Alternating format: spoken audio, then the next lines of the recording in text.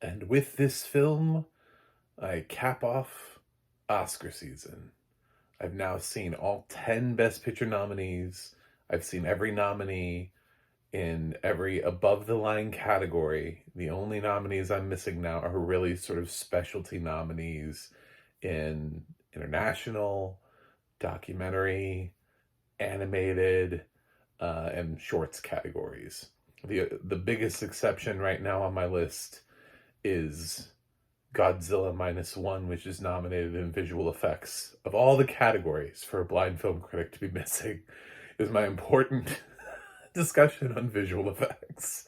So, oddly enough, that one doesn't even have a VOD release date. Seemingly, it's not available for pre-order. I have no idea when it's coming out. At least Boy and the Heron seems to be. Don't know if it's coming out with audio description, but this is Poor Things. So, yes, I now have seen all 10, which means I can rank the 10 like everybody else. I'm so excited. I feel like a kid on Christmas Day. This movie is excellent. It deserves everything it's gotten. It's a weird film. This was absolutely not for everybody. I yes, absolutely not for everybody. I'm sure there are people out there that won't like this, won't get it, won't understand it. That's valid.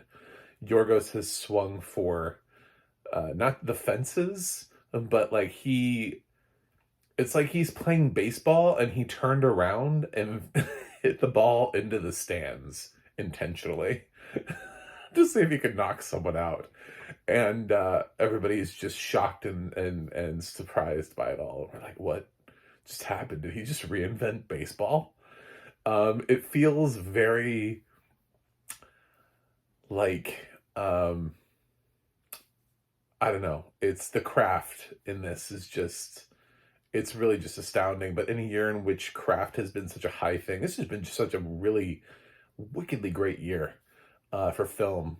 And it's hard to say that his craft is necessarily better than some of the other films. We have a great list of Best Picture nominees, and we have a fantastic field of acting nominees. And I loved watching film this year. I'm having such a really hard time. I haven't put out my Best Picture top list. I honestly don't know which film I'm gonna put on top because it's really that hard for me right now. I have like essentially 4 or 5 movies I would tie for Best Picture if I could. Um, and this one is rapidly approaching, and now I'm sitting here going, is it in my top 10? Did I knock something out? Where is this in this excellent year of film? Because Yorgos's direction here is amazing. The script by Tony McNamara, the way that Bella speaks, just alone, just massive kudos.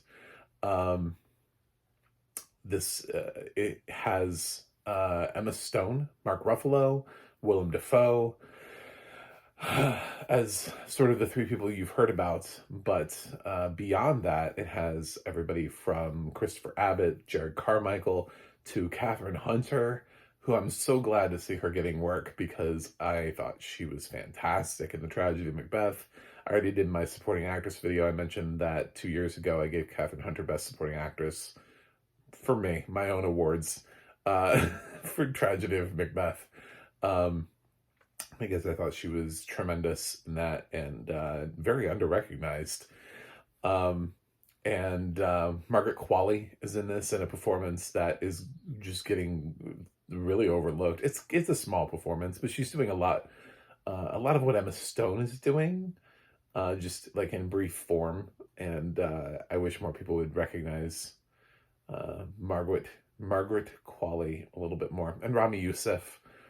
Um, if you're a big fan of his TV show, Rami, then you know who he is. He's surprisingly what Yorgos has done here is he's taken a couple people out of their usual uh, personality types and put them into roles that you didn't think would work, but they do work. Like, there's really nothing about Rami's role that fits with anything he's done before. There's really nothing about Jared Carmichael's role that fits with anything he's done before. Gerard Carmichael's role that feels like he's. And there's the same thing with Mark Ruffalo. There's a way that Mark Ruffalo is, and you can feel that. This feels like the most stretching he's done as an actor in a long time, in terms of breaking every typical Ruffalonianism, making that a word. That's a thing. We make up words here, so subscribe for made up words. And Emma Stone, just wow. Talk about putting faith in a director. It speaks volumes for her trust in Yorgos, because this performance is nothing but trust. This performance is nothing but Emma Stone. It is a fantastic performance, and I don't know what to do with it, because I vocally said a couple times I think she's too young to have her second Oscar because it'll block her. I don't know what's ahead for her. And Frances McDormand got her third Oscar pretty late in life. It was spread out over years, and if Emma wins for this, great, because this might actually be the best performance of her career. But what happens if she tops it 5 years from now? She won't win. She's not going to win a third Oscar this young. She's too young to have 3 Oscars.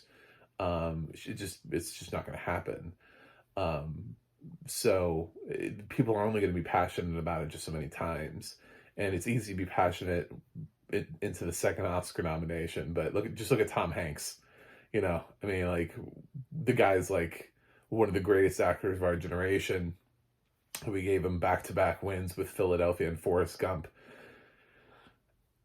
And then after that, it was just kind of like, well, he's nominated. At least he's getting the nomination.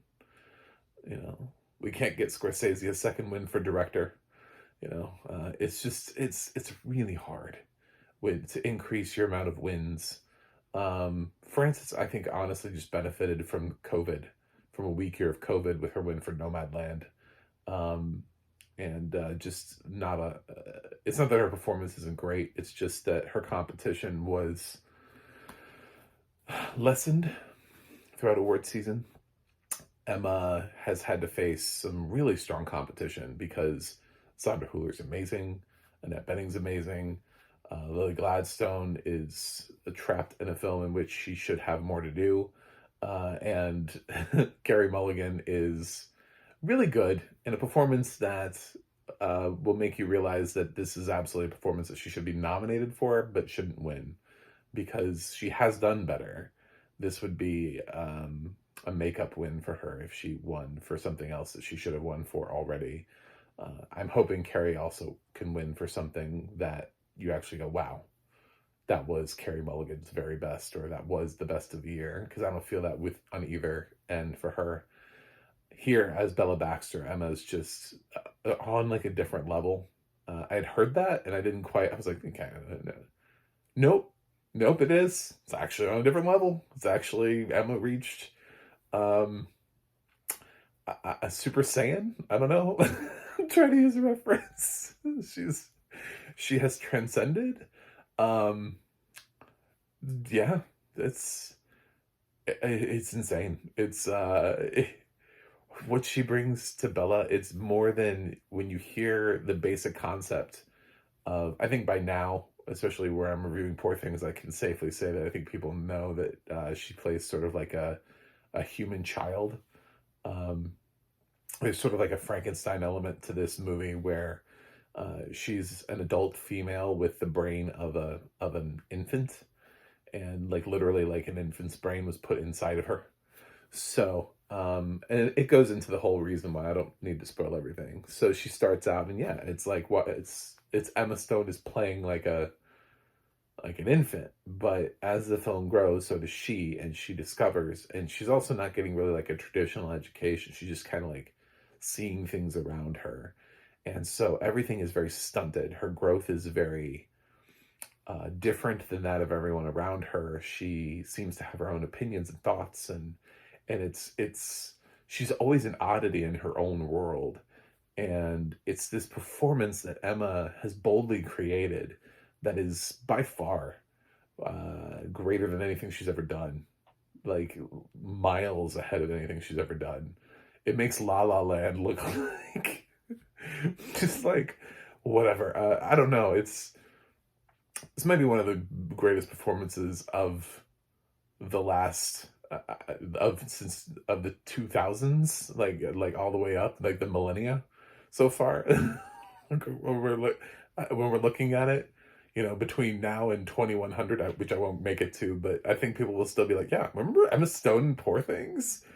Um, it's so it's so different and it's so bold, and she controls the whole film. I don't even care about Mark Ruffalo winning. Like, it's to even talk about the supporting cast. Like, was I impressed by all of them? Absolutely, they all did great work. But it's really hard to be in this film opposite Emma Stone and to get accolades. I kind of understand now why there are some races where Willem or Mark have been left out, like either one or both of them, because it's really hard. It's really hard to get excited about Mark Ruffalo and Willem Dafoe, even though they're doing great work, because you're just so damn focused on Emma Stone and what she's doing, and it's tremendous. I've read a lot about how they started this rehearsal process by doing a lot of improv work, sort of like trust workshops, which is not something you usually start a film with. But Yorgos wanted everybody to be really comfortable with each other, and you need that in this film, because this film is, if nothing, um, you have to have that level of trust and comfort with your screen partners, especially Emma. Emma just has to trust everybody. Emma is just, I applaud everything she's done here. Just on a deeply personal level for her, I wow. She's naked a lot in this film for just lots of references. Yes, the audio description does point out she's naked a lot. Her breast is visible, or there's lots of sex in this film. This film is basically about a woman discovering what sex is, and her sexual sort of evolution, um, as a person, and how and where that takes her. It's really that it's not so much the world traveler or other things that take her on her journey as it is her exploration of her body and sex and personal gratification and a whole lot of things like that. So it's a very interesting film, and it's such a well written, well directed experience. I hope everybody gets to see it. The audio description for this is absolutely fire. It's just fire. First of all, not only do we get there's just so much to describe, to the point where actually at the end of the film, when it gets into credits, and it does this thing that I kind of hate when the Disney Plus shows do it, because they don't actually tell you the credits. They just start describing like random images floating around on the screen. And I'm like, okay, cool. So there's a background, guys. Thanks for describing the screensaver. Here, Yorgos uses a lot of images of his set of the house, the mansion, um, and a lot of things that you wouldn't have normally gotten to pick up on that we don't have time to describe. So it's almost like a catch-up audio description, in production design, because his production design is so strong. Um, it's so unique that it's really hard to get all of it in along with the plot of the film and focus on the characters, because there are little things happening and walking around. Willem Dafoe's character is a little bit like a creative mad scientist. So he has all of these like animal hybrids walking around, like a chicken with a dog head, or a dog with a chicken head, I think was one of them. Like just weird oddities, right? Of things that he has sort of figured out how to make them survive. And they're referenced a couple times, but I'm sure they're probably visible in the background, just walking or wandering around, even more so than we actually get to notice them. And then there's also just the internal structure of the house, the way that Willem Dafoe's character is and exists. He's got an interesting character design all to himself, um, as well as just some of the just odd things about that Emma Stone gets into. There's a scene with a cadaver that I thought was well described. I'll just say that. We'll leave it at that. Uh, and yeah, it's a very interesting. She finds fruit in a scene that was very interesting. But this film also dives into director choices, which is something I've been advocating for. I've had a conversation with Liz Gutman. We talked about how I would love to see more of that in here, and this has it specifies a lens. It uses fisheye as a reference, as how we see the world at one point in the film. It does mention the film being in black and white and then transitioning to color. So these are things that are not necessarily part of the plot, but are very much part of the visual style, and for you to understand perhaps why someone like Yorgos Lanthimos is being nominated for Best Director, why his choices are being hailed.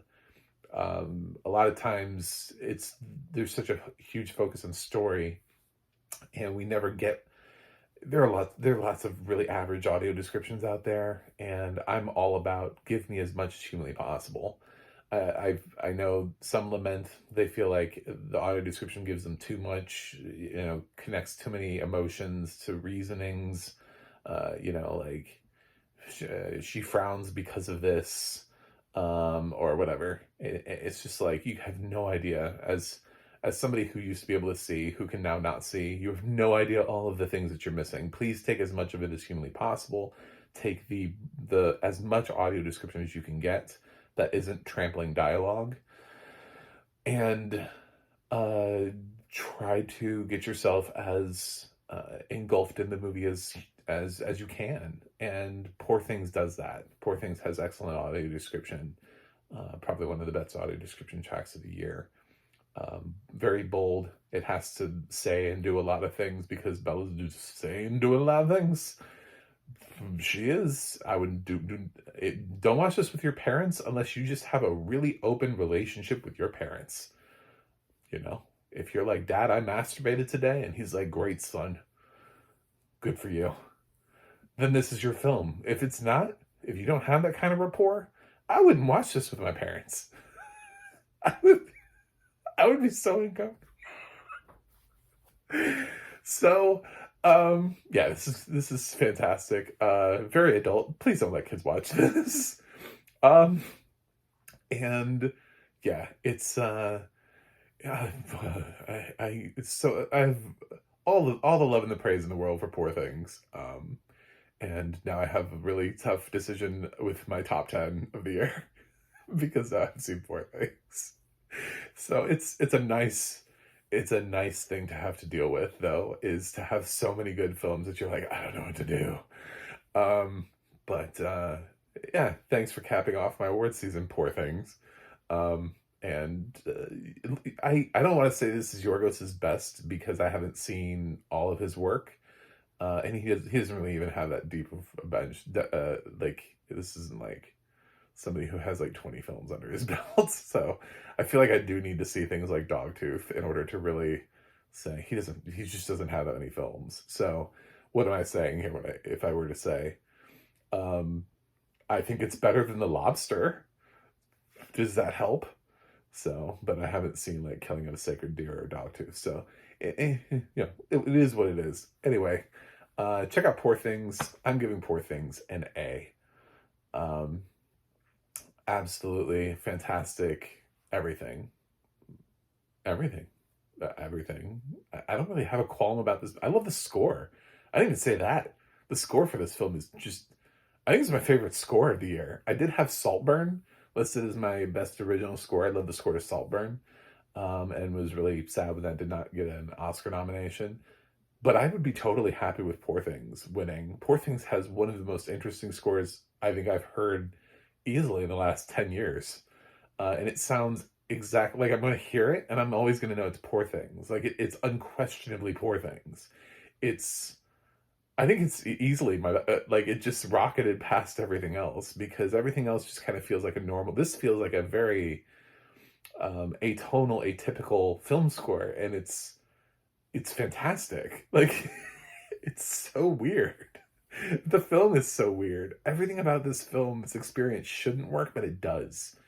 And that's what I think is so brilliant about this film. So I hope everybody checks it out. I got it on the Apple Store. It's available on video on demand.